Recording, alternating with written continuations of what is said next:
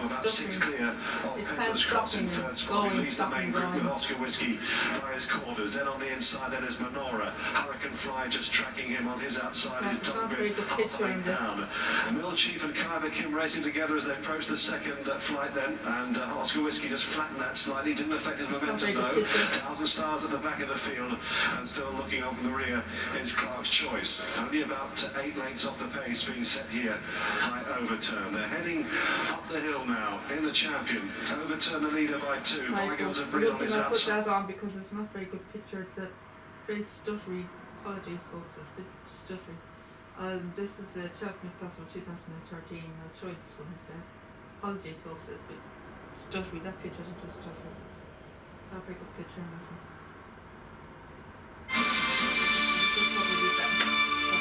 More forward, and he is just on the basis of what we're seeing here, and there could be feints of course, going to be just being more close to the pace than he was this time last year, right? Not much time now until our main race, the St James Champion Hurdle, Grade 1, the main race of the day. Let's go and join our commentator, Mike Cattermole. Thanks, Lydia. Well, they've been called in then, walking towards the tape for a fantastic renewal of the Champion Hurdle. Countrywide Flame at the front there with Rock on Ruby and Zarkanda, and they're off and racing for this Stan James Champion Hurdle of 2013, and Rock on Ruby, the defending champion, is leading them towards the first flight, jumps in about 3 clear of Zarkanda and Countrywide Flame. Hurricane Fly's blue jacket on the outside of Grandouet, and then tucked in on the inside of the white face of Cinders and Ashes. Binocular is held up just in front of Boulder Success, and last of all is Kyber Kim as the runners settle down into a decent rhythm. A good pace being set here by Rock on Ruby in his first time blinkers. From Zarkanda in second place. Third on the inside then is Countrywide Flame in the dark blue with the white chevron. Shadowing them, Grandouet and Hurricane Fly, Ruby Walsh in the blue, and with behind these then Cinders and Ashes, Binocular towards the rear together with Boulder Success and Kyber Kim as they go to the second flight. And there was some very nifty jumping there, not though from Kyber Kim, who landed on all fours at the back of the field, but some of these are lightning over their obstacles, and Rock on Ruby is one of them. He leads by a length and a half from Zarkanda as they climb the hill then and begin to turn left-handed down the back straight. Countrywide Flame is racing in third from Grandouet. Hurricane Fly is racing fifth. Cinders and Ashes just being pushed along briefly there on that turn. Jason Maguire trying to squeeze him along, followed then by Binocular. And then comes Boulder Success, 3 or 4 lengths away to Kyber Kim as the runners head down the side of the course towards flights numbers 3 and 4, held together in front here. Rock on Ruby comes up to the third, a beautiful lead there, likewise from Zarkanda. Grandouet on the outside getting a good view of his hurdles too. Countrywide Flame close up on the inside fourth. Is Ruby just niggling maybe a little bit on Hurricane Fly? He's racing in fifth at the moment as they continue to head off towards the next flight, which is flight number 4 here. And it's Rock on Ruby, who's in a great rhythm, comes towards it next and leads over it by a length from Zarkanda. Hurricane Fly was awkward over that flight of hurdles, and he's racing just behind the leading 3 now, drifted by about 3 lengths or so.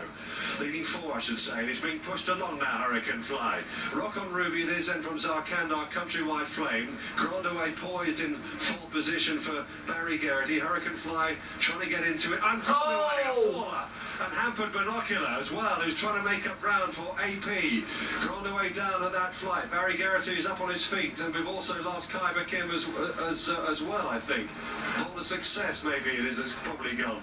In fact, they're racing down towards the last 3 flights of the Champion. Rock on Ruby, Zarkanda now being asked to try and pick up. Countrywide Flame still going well. Hurricane Fly hanging on to their shirt tails in 4th. From Binocular racing in 5th place. A long gap to Kyber Kim. It was indeed Boulder Success that fell there. Coming down then towards the second last flight of the Champion. Rock on Ruby, the defending champ, leads over by 2 from Zarkanda, coming right back at him. Hurricane Fly's back on the bridle again on the outside, squeezed along, comes into contention. Countrywide Flame in there pitching as well, and they've kicked 6 or 7 lengths clear then from Binocular as they come down to the second last here.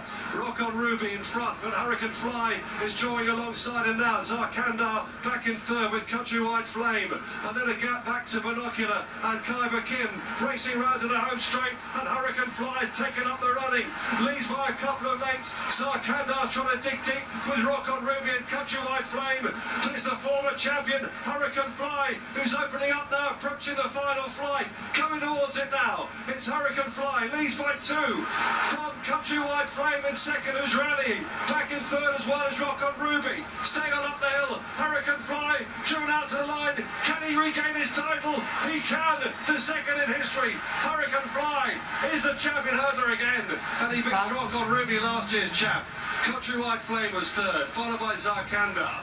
Bit of a gap back to Binocular and Kyber Kim, who's last to finish. The real Hurricane Fly returns to Cheltenham and regains the champion hurdle that he lost last year when third behind Rock on Ruby. He becomes the first horse since Comedy of Errors in 1975 to regain his champion hurdle crown, and he did so in fine style, despite looking a little bit of trouble early on when the pace was strong and he seemed to be struggling, but in the end, any such silliness of the ideas that he doesn't get up the hill, he doesn't stay a strongly run race, they've been dispensed with. He was magnificent there, and he has won for Ruby Walsh and William Ellens a victory which will give them immense satisfaction, and it's a double for them following the win in Supreme from Champagne Fever. Second, what a way for the champion hurdler of last season to go down on his sword, fighting Rock on Ruby was second for Noel Feely and Harry Fry, and when he was headed, he battled on up the hill as well, but he couldn't quite get to Hurricane Fly. Third was Countrywide Flame. The Triumph Hurdle winner of last year has run an absolute stormer for the John Quinn Yard. They can be extremely proud of that performance. He ran a fantastic race, Dennis O'Regan on board him, and there's another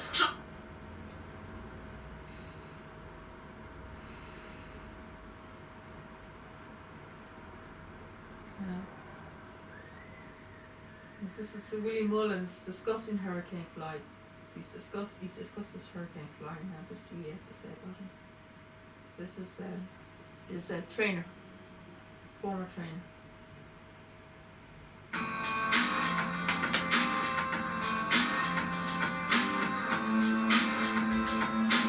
Just seen Hurricane Fly do a piece of work this morning. What an incredible horse he is. 21 Grade 1 wins, and you said recently you'll probably never ever train another horse like him.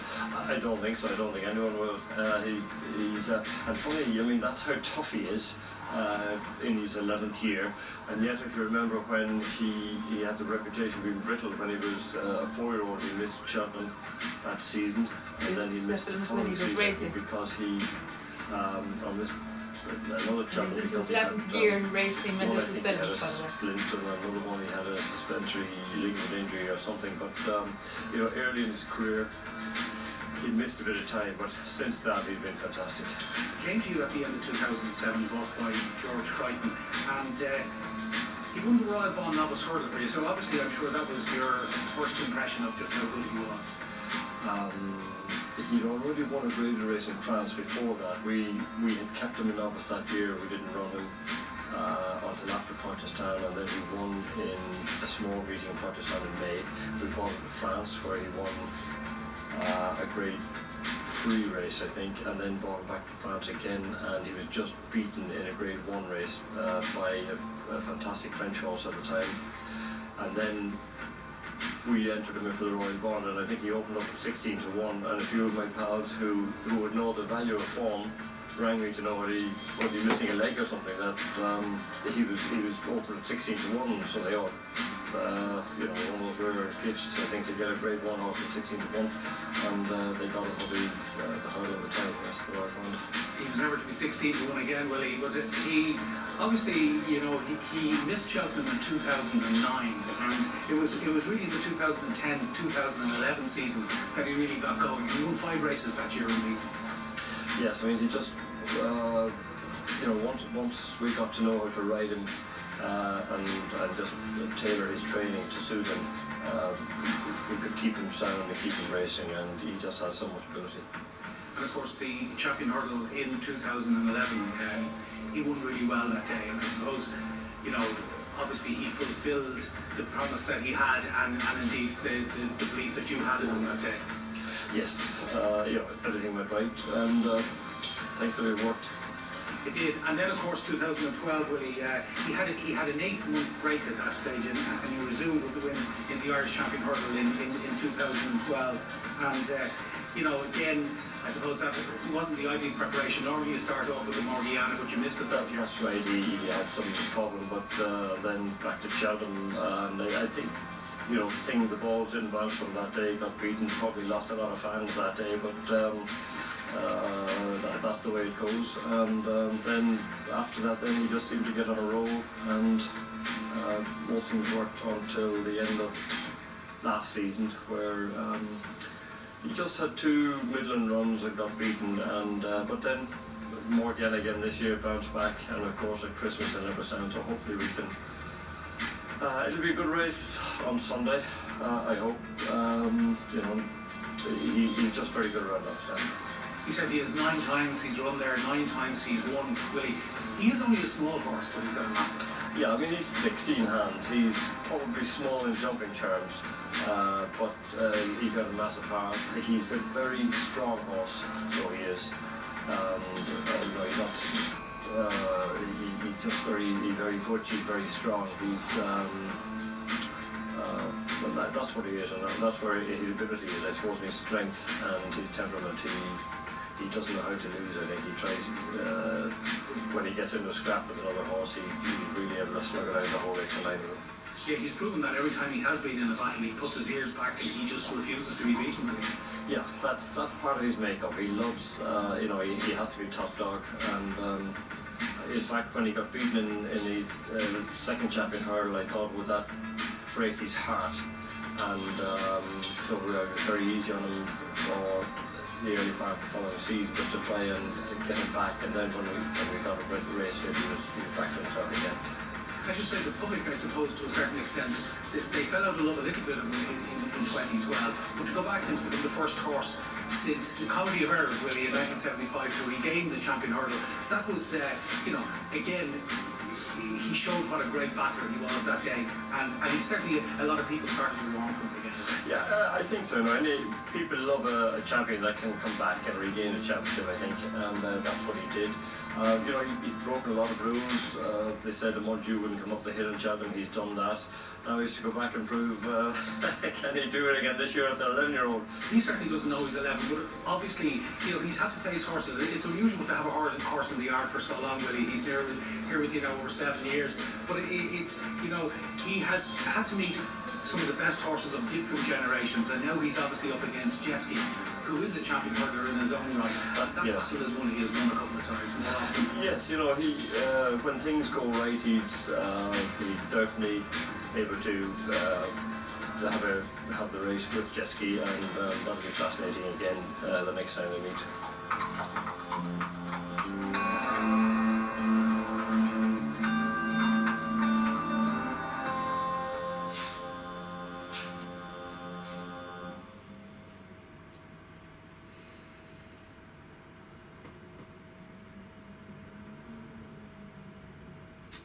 That's the main page side, folks.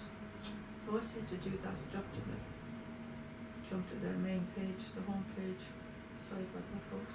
It's not a habit of doing that. No, is it?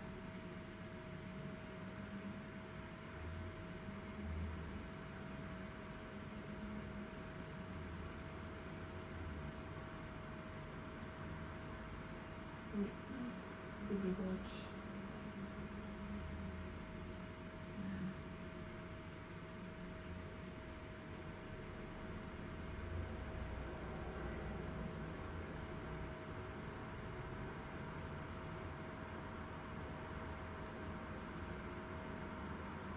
This is someone in the Punchestown.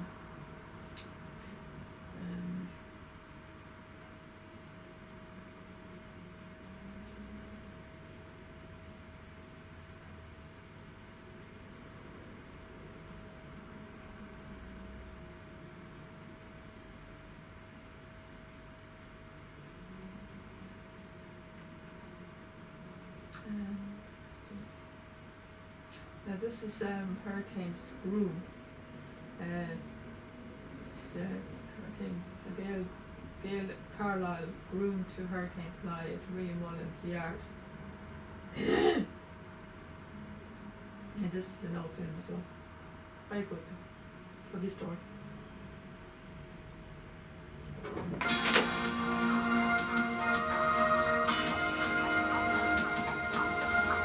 I'm originally from Ballyhinch, which is County Down. It's about 10 miles from Downpatrick, which is where I went to school. And it was kind of handy to get down to the racetrack then on Wednesdays and Fridays. Dad always had horses at home, hunting and a few mares and their young stock. And as he kind of got on and we got older, there was a few pointers about home. I started hanging about the yards where they were in work and kind of progressed from there. I was working in Coolmore, Australia for a year, and I came home, spent a bit of time at home with the horses there, and Dad foaling mares for various people. A job opportunity came up in Willie's and wasn't hard convinced to take it. Working in a busy yard like this is, I suppose, chaos a lot of the time. Organised chaos, but it's good crack. The lads in the yard are fairly sound. It's hard work, especially the hours, the long hours. So you get every second week off or weekend off, and the horses you look after don't necessarily fall into that pattern either. Like a lot of the time Fly would run on my Sunday off, or Mikhail would run on my Sunday off. And you don't have to go with them, but I do. So you give up your Sunday off. You don't have to get up as early, but you give up your Sunday off and you go racing with them anyway. This is my third year with Hurricane Fly. Got him this will be my third Cheltenham. And I got him the start of the season before that, so it's probably 3.5 years in total now that I've had him.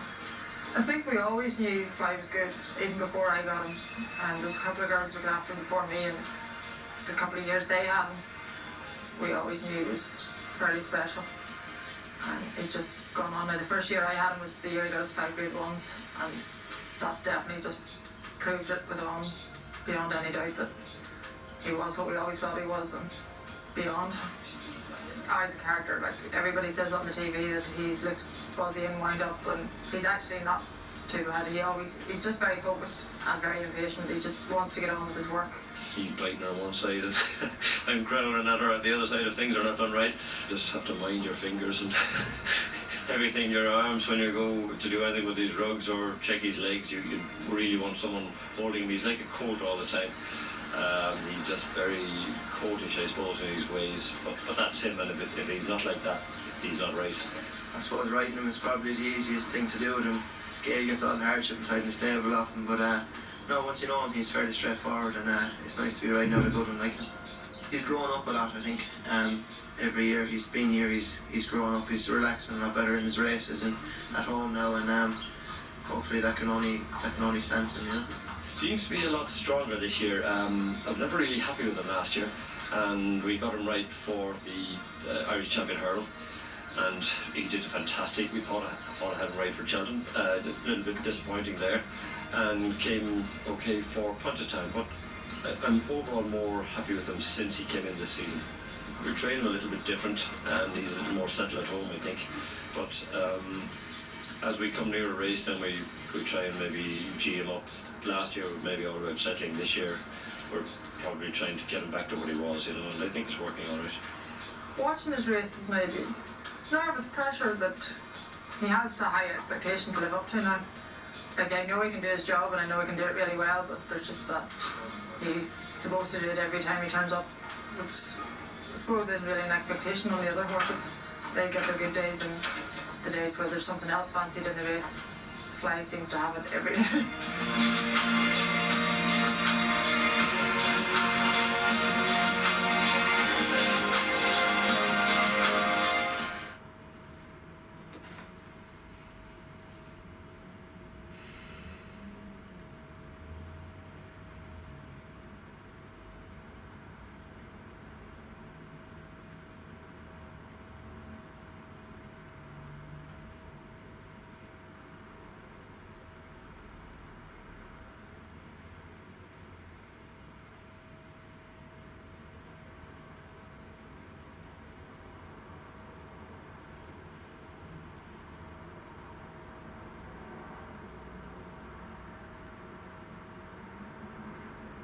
Hatton's Grade Stakes, an important one for you. Hurricane Fly was your first Grade 1 success when he won the Royal Band back in 2008, and I suppose he's a horse that really got you going.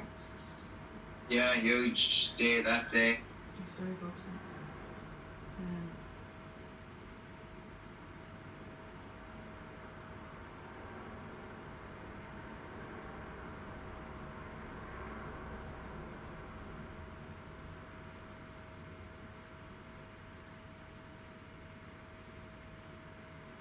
Now I'll show you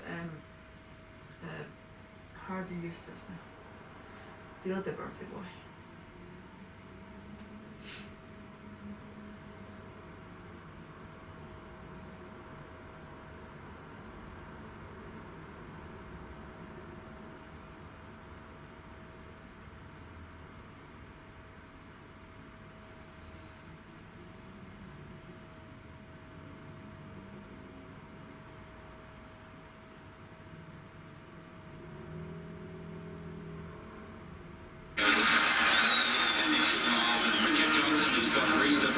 Anchored in last place as they go towards the first flight.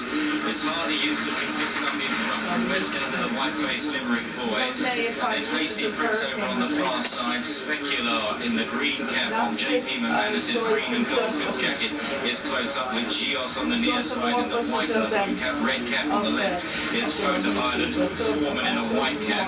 And then Davenport Millennium over on the far side. Held up at the back there, Rooster Booster looking on. He'll have to pass his 13 rivals to retain his championship as they run towards the second. It's Hardy EUSTACE that leads the way by 3 lengths to Limerick Boy, and then Specular and West End are on the inside. Gios is wide around his Photo Island, and then behind these Hasty Prince and Foreman. Rigmarole is back in the field, about 6 horses from the end, followed by Davenport Millennium and Self-Defence. Into Sky Falcon also waited with behind him Golden Cross, and Rooster Booster about 12 or 15 lengths off the pace. Running in front of the stands towards the back straight then, and Hardy EUSTACE hasn't gone blazing away, probably not the fastest pace, medium gallop I'd say. Hardy EUSTACE to Limerick Boy, Specular is third, Gios on the outside of West Ender, last year's runner-up. Photo Island is caught a little bit wide then of Foreman and Hasty Prince back on the inner, tracked by Rigmarole and Davenport Millennium from Self-Defence into Sky Falcon. Rooster Booster is now demoted, Golden Cross to be last. Heading towards flight number 3, Hardy EUSTACE by about a length to Limerick Boy as they stream over and all jump it cleanly. The 2 leaders about 3 lengths clear of Specular with Photo Island on the outside. West Ender is back on the inner then. Gios is nudged along. Hasty Prince